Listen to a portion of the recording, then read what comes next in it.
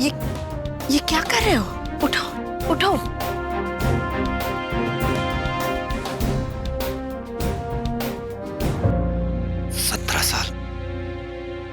सत्रह साल से गुलाम थे हम ठकराल के, शर्मिंदगी की गुलामी।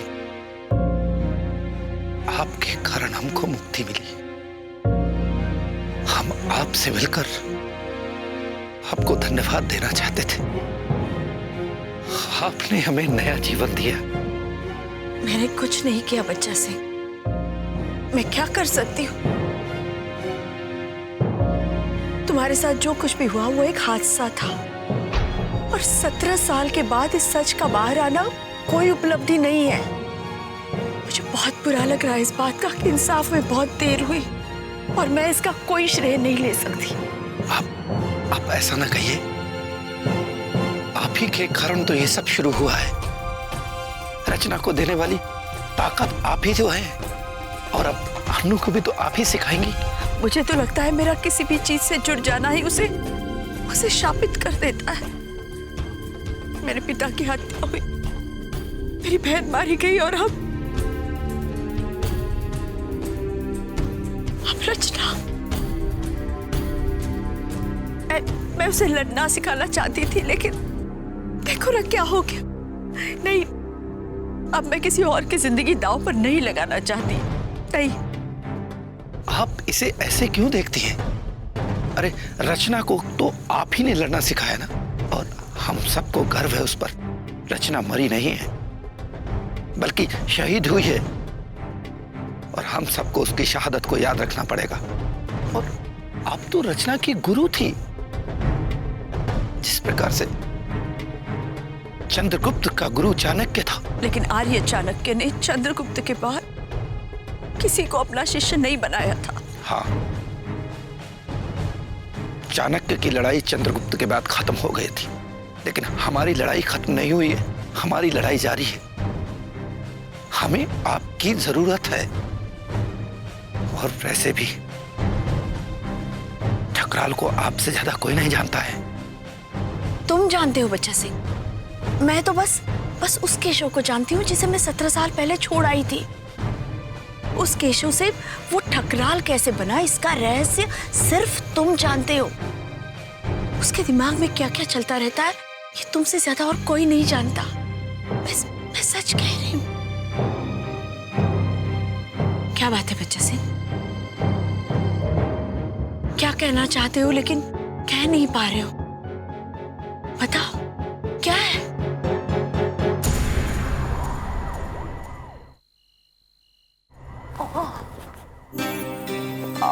मेरा पैर। अनु, आजा बेटा, गर्म पानी में पैर रख दे, आराम हो जाएगा। बिल्कुल ठीक हो जाएगी। वाह, थैंक यू मॉम। आपको कैसे पता मेरे को इसकी जरूरत थी? मुझे सब पता है, सुनती रहती हूँ तुम लोगों के बारे में। कितना भागते हो इधर उधर आजकल, कितना कुछ करते हो एक दिन में। हाँ, भाग तो बहुत रहे हैं, लेकिन काम कितना हो पा रहा है ये मुझे नहीं पता। रचना के मामले में अभी तक कुछ नहीं हुआ है। आदर्श बोस को एक मेल भेजा था, उसका आज तक रिप्लाई नहीं आया। इतने दिन हो गए। मेरे बच्चे, इतने कम समय में तुम इतने लोगों की जिंदगी बदल रही हो, ये क्या कम है? चल आजा। क्या हुआ? ना गर्म पानी है। हाँ ठीक है, अंदर पैर रखो, सब ठीक हो जाएगा। मम्मी बहुत गर्म है, आप क्या कर रही हो? गर्म नहीं है मम्मी प्लीज, सच में बहुत गर्म है, प्लीज। सुनती क्यों नहीं है तू मेरी बात? अरे क्या हुआ, क्यों चिल्ला रही है? वरुण आ जाओ इधर, इसके पैर पकड़ के रखो यहाँ पानी में। मजा आएगा। मैं तेरे को बताऊंगी बाद में, तू देख लियो। मम्मा प्लीज, बहुत क्या गर्म। करेगी? ठंडा पानी डालेगी?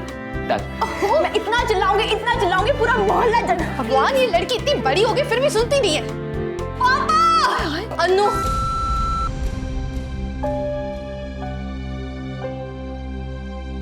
क्या हुआ? वरुण आदर्श बोस का मेला है, इसने हमें दिल्ली बुलाया है। अनु, क्या पूरा गीला कर दिया? आदर्श बोस ने बुला ही लिया हमें। अब हम तेजी से आगे बढ़ेंगे। अब रचना को इंसाफ मिलेगा।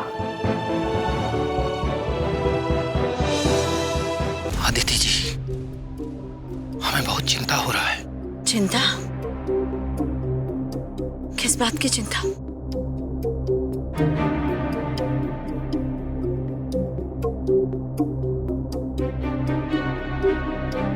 सब कुछ बहुत शांत है, अजीब सा, चुपचाप। बहुत दिनों से ठकराल ने कुछ होने नहीं दिया और ना ही कुछ किया। सब चीजों को वो खुला छोड़ दिया है। अन्नू को भी उन्होंने खुली छूट दे रखी है। इसी बात का हमको डर लग रहा है कि अब जरूर कुछ बड़ा होने वाला है जिसे ना हम समझ पा रहे हैं।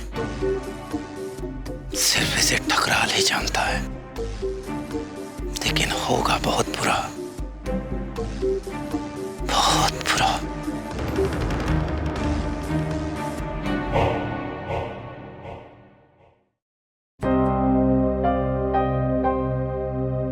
सिड,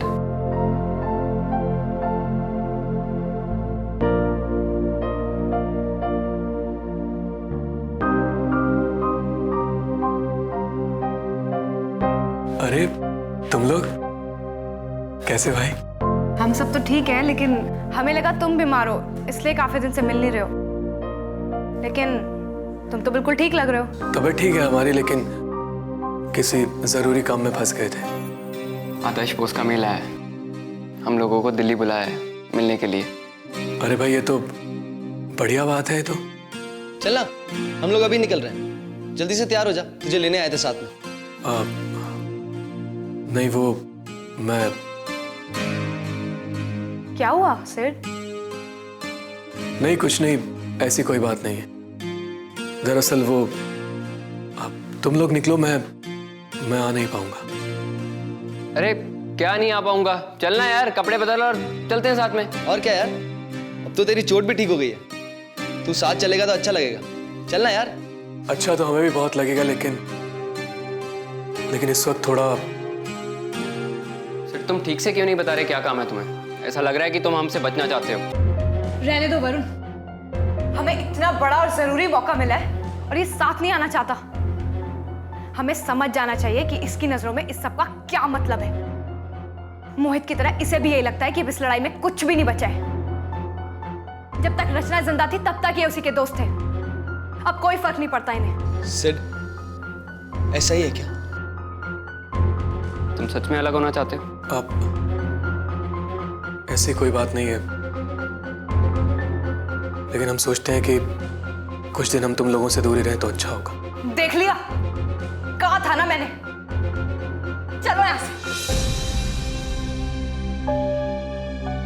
चला रे।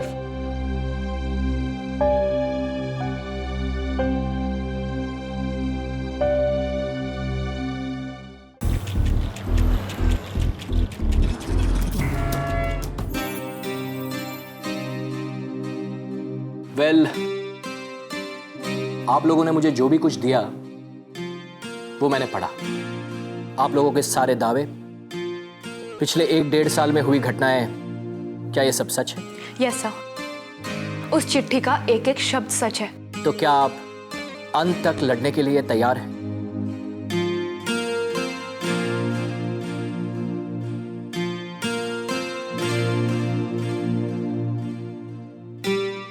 अंत तक सर, भले इसका मतलब हमारा अपना अंत क्यों ना हो। गुड। तो अब आगे कैसे बढ़ना है इसके बारे में मैं आपको बताऊंगा, लेकिन आप लोगों को कानून को साथ में लेकर चलना होगा, जैसे मैं बताऊं। सबसे पहले तो बस इस बात का ख्याल रखना कि मैं आप लोगों को मदद कर रहा हूं, वो किसी को कानों कान खबर ना हो। मैं भी इस बात का ख्याल रखूंगा, और हो सकता है कि मुझे कुछ सवाल पूछे जाएं तो मैं भी बताने से साफ इनकार कर दूंगा। और हाँ, यह भी हो सकता है कि किसी आम सभा या फंक्शन में मैं आप लोगों पे सवाल उठाऊं।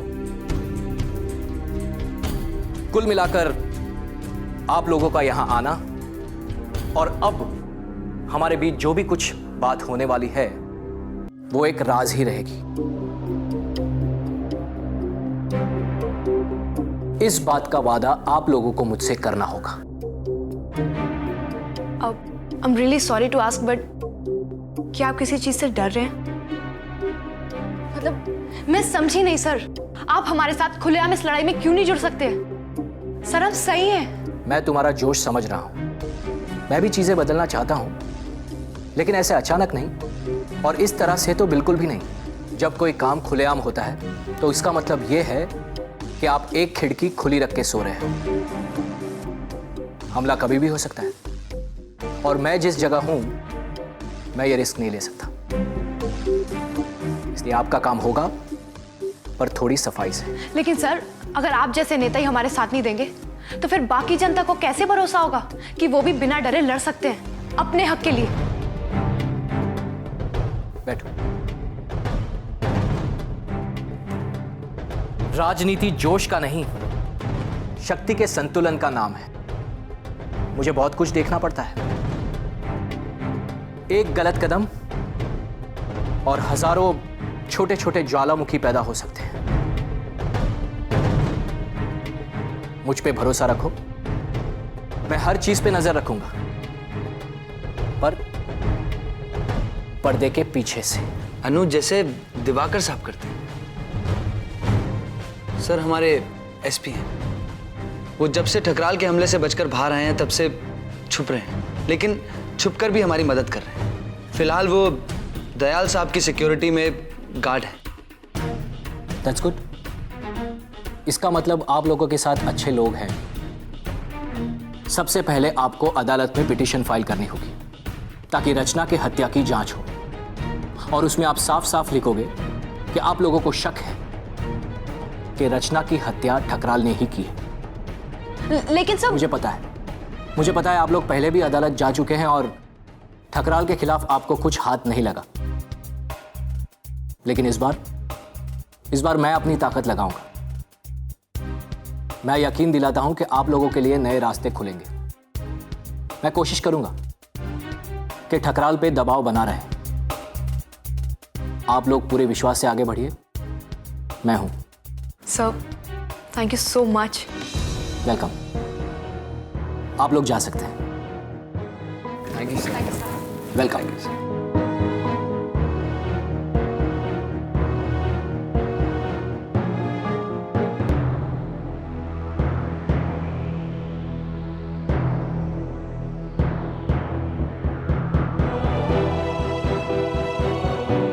सर रचना हमेशा कहती थी कभी हार मत मानना, क्योंकि जब हमें लगता है कि सब कुछ खत्म होने जा रहा है तभी कोई बहुत बड़ा सरप्राइज आ जाता है। आज हमें समझ में आ रहा है कि इस बात में कितनी सच्चाई है। जब हमारे साथ वाले भी हमारा साथ छोड़ के जा रहे हैं, उस वक्त में आप जैसा इंसान जिसे हम जानते तक नहीं है इतनी मदद कर रहा है, हम कभी नहीं भूल पाएंगे सर, कभी भी नहीं। अगर आपको कोई सबूत मिले तो मुझे खबर करना। सर हमारे पास बहुत बड़ा सबूत था, पोस्टमार्टम का वो खोया हुआ पेज, लेकिन ठकराल ने उसे भी मिटा दिया। अब पता नहीं कोई सबूत है भी या नहीं। शुक्रिया सर, हम चलते हैं। ओके।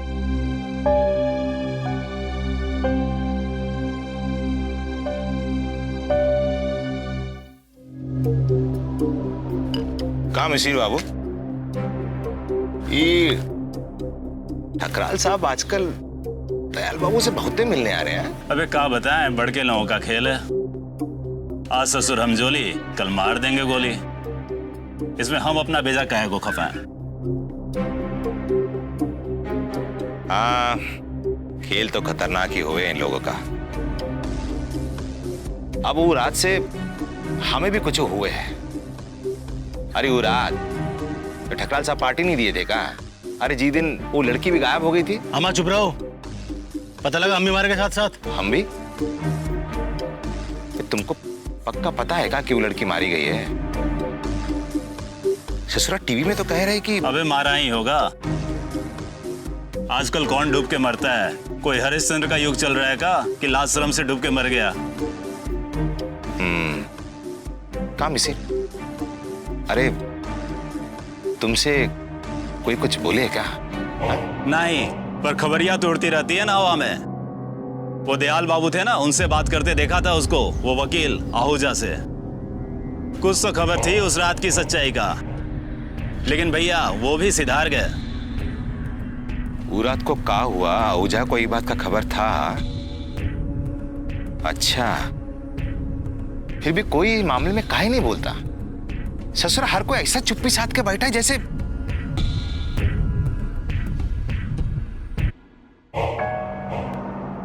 अरे अगर किसी को सच जानने की इतनी ही कुलबुली होती है तो वो पूछता क्यों नहीं कि आहूजा साहब का फोन कहाँ गया? फोन? कहा था उसके फोन में ऐसा? अरे बोलो कहा था? आहूजा साहब का फोन कहीं चला गया। सुना उसके फोन में कुछ टॉप सीक्रेट था। ओह, लेकिन अरे दयाल बाबू आ गए भाई। ये तो बहुत अच्छी खबर है। लगता है शायद अब धीरे धीरे सब कुछ रास्ते पे आ रहा है। हाँ, इतने दिन बाद ऐसा लग रहा है जैसे हमारी किस्मत पलटने वाली है। हाँ, लेकिन अभी समस्या ये है कि वो फोन हमें कहां से मिलेगा, और मुझे पूरा यकीन है कि उसमें जरूर कोई बहुत बड़ा सुराग है। आदर्श बोस ने कहा था कि अगर कोई बहुत बड़ा सबूत मिल जाए तो सब कुछ ठीक हो जाएगा। और अगर उस फोन में सबूत है तो ठकराल की बहुत जल्दी छुट्टी हो जाएगी। अब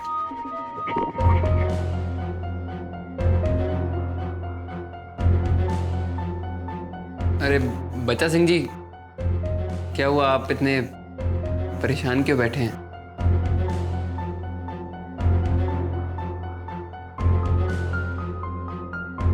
तुम लोग ठकराल को कभी हल्के में मत लेना।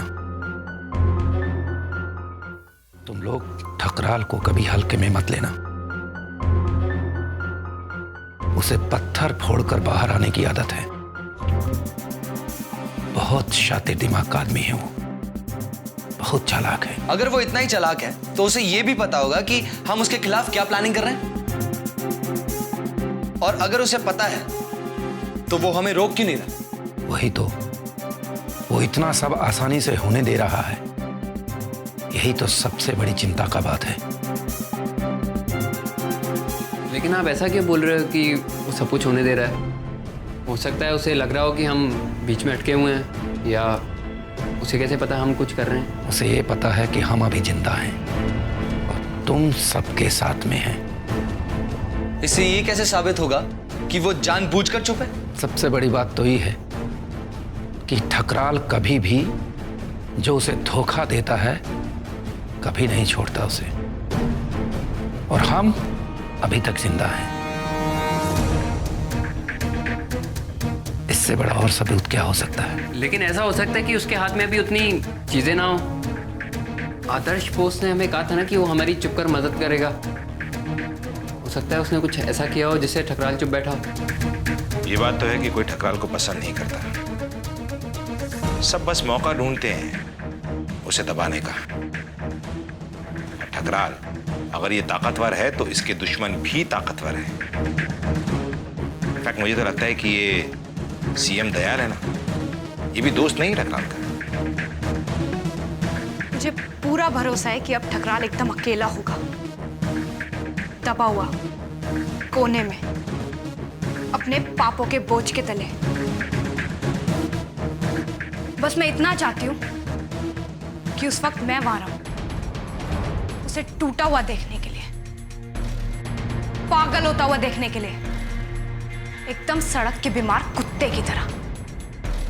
और मुझे पूरा भरोसा है कि उसके अंत की शुरुआत हो चुकी है।